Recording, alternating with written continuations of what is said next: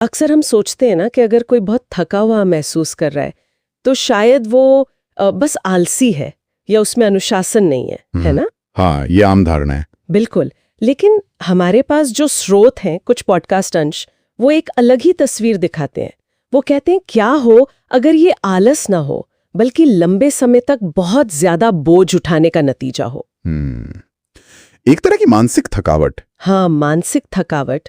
तो आज हम इसी को थोड़ा गहराई से समझने की कोशिश करेंगे कि ये मन क्यों कभी-कभी जैसे शट डाउन हो जाता है, और ये कमजोरी नहीं बल्कि हद से ज्यादा बोझ मतलब ओवरवेल्म्ड होने का साइन है। जी। तो स्रोत क्या बताते हैं, कहाँ से शुरू करें, क्या कारण हो सकते हैं इसके? बिल्कुल। तो पहली बात जो स्रोत उठाते हैं वो काफी दिलचस्प है।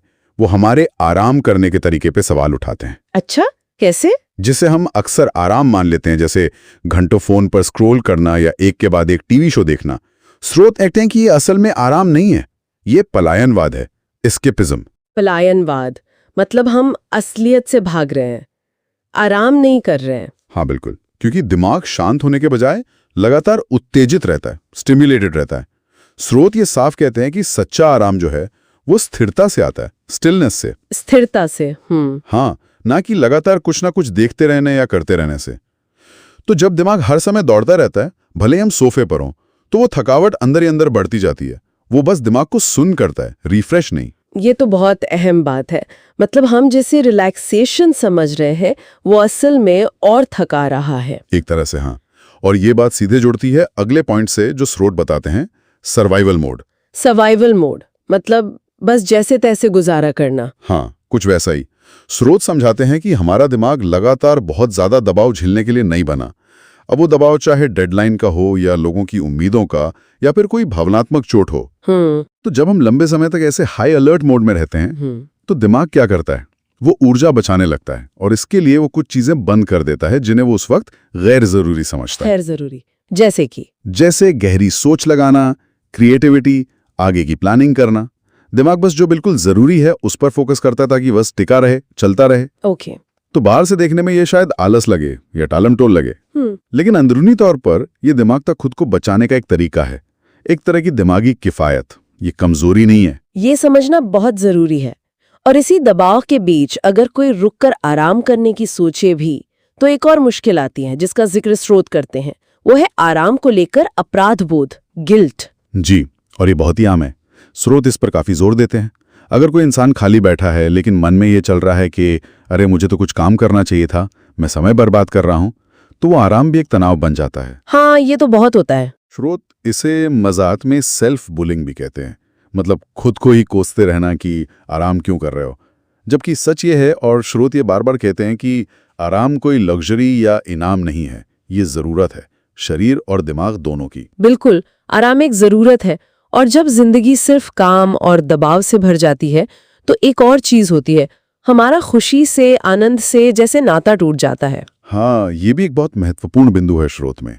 तर्क यह है कि अगर जीवन में सिर्फ करने वाले काम, जिम्मेदारियां और तनाव ही रह जाएगा तो धीरे धीरे अंदर की जो ऊर्जा है वो खत्म होने लगती है। खुशी या आनंद वो सिर्फ अच्छा महसूस करने के लिए नहीं होते, वो हमारे लिए ईंधन की तरह है, फ्यूल। जब जिंदगी से खेल, हंसी मजाक, हल्की फुल्की चीजें गायब हो जाती हैं तो ये भी थकावट का एक बहुत बड़ा कारण बनता है। आत्मा जैसे मुरझाने सी लगती है। ये बात भी सोचने वाली है कि आनंद की कमी भी थका सकती है। और आखिर में स्रोत एक और परत जोड़ते हैं कि कुछ लोगों के लिए धीमा होना या रुकना वो सुरक्षित ही महसूस नहीं होता। हाँ, ये भी होता है। शायद उनके पिछले अनुभव ऐसे रहे हों या उन पर खुद को साबित करने का इतना दबाव हो कि उन्हें लगता है कि अगर वो रुके तो पीछे रह जाएंगे या शायद नाकाम कहलाएंगे। तो ये भी एक अदृश्य बोझ है। जी बिल्कुल, एक और बोझ जो लगातार थकाता रहता है। तो कुल मिलाकर देखें तो ये जो गहरी थकावट है, इसे सिर्फ आलस कह देना तो मतलब बहुत बड़ी भूल होगी। बिल्कुल, ये असल में शरीर, मन और शायद आत्मा का एक मिला जुला संकेत है कि भाई बस अब क्षमता जवाब दे रही है। बिल्कुल सही। और इस बात को मानना बिना खुद को कोसे, यही ठीक होने की तरफ पहला कदम है। स्रोत कुछ बहुत प्रैक्टिकल, व्यवहारिक सुझाव भी देते हैं। हाँ, वो क्या है? पहला तो ये कि सच में कुछ न करने का वक्त निकालें, भले ही शुरू में 15-20 मिनट ही सही, और कोशिश करें कि उस दौरान गिल्टी महसूस ना करें। मुश्किल है पर जरूरी। हाँ।